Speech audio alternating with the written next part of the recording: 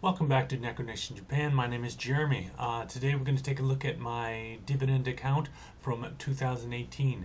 A complete overview, and I think just about now we're starting to get excited with what's happening in our dividend account. The amount it goes up is pretty good, and the amount of dividends, we got an extra dividend source to show you. Alright, getting right into it, let's see what we have.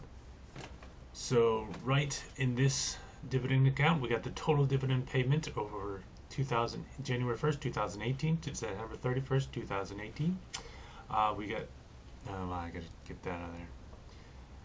We have a total dividend payment of $407.07. That's $100 over last year's. That's not too bad.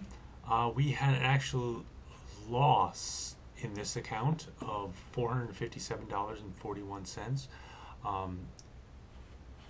During the end of the year, went down a little bit, but honestly, $400, no problems at all.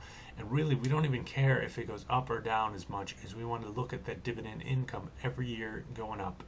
And a month-by-month basis, it doesn't always go up in a month, but we see an overall trend in the dividend payment going up and up and up every quarter and every year.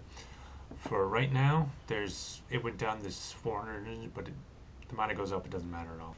As we can see here, we have our variety, 12 different holdings.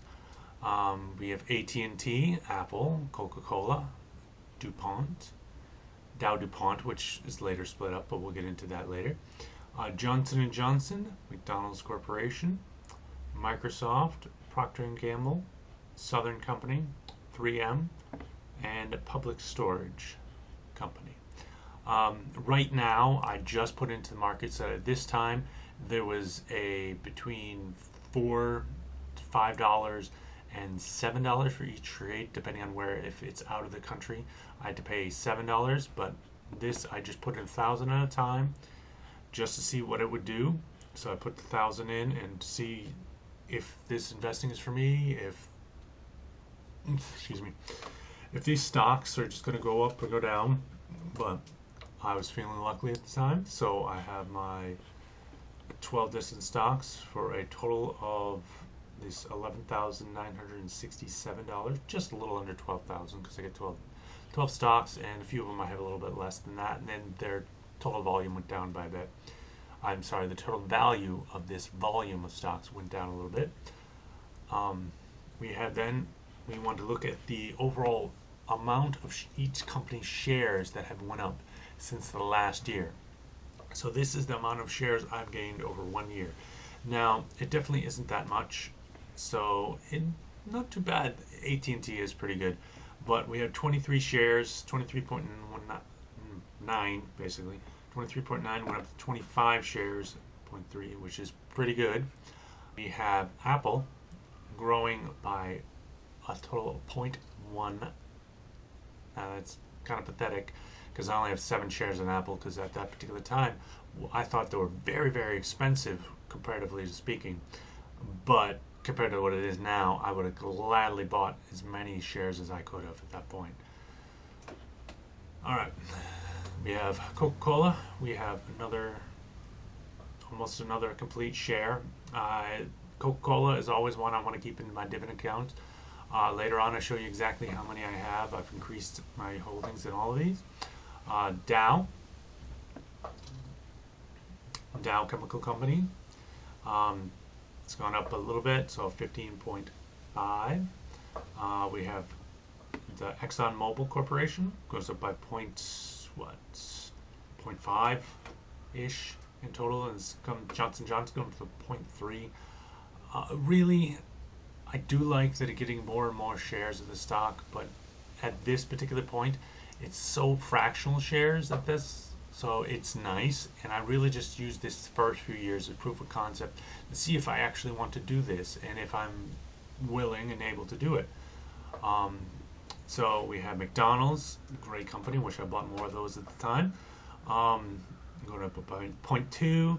We have Microsoft, goes up to 0.2 as well. Procter & Gamble goes up to 0.4 shares, and we have the Southern Company, goes up by about 1 share, a little over 1 share.